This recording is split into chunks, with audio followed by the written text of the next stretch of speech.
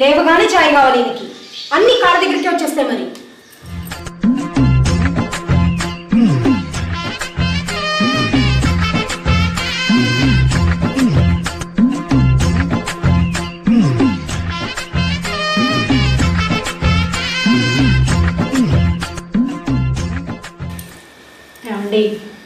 ఈ రోజు నుండి మీరు 9 రోజులు నియమనిష్టలతో ఒక్క పొద్దు ఉండాలండి.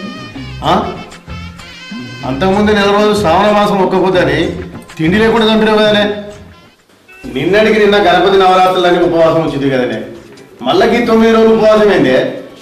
నిన్ననే భక్తి టీవీలో ఒక ప్రోగ్రాం చూశానండి. పతిదేవుని వ్రతం చేస్తే నిత్య సుమంగళిగా ఉంటారట. దానికి నేనేం చేయాలనే? ఆ వ్రతం మన ఇద్దరం కలిసి చేయాలండి. ఏం వ్రతమో ఏమో, నీ భక్తి నా సాగుకొచ్చిందే.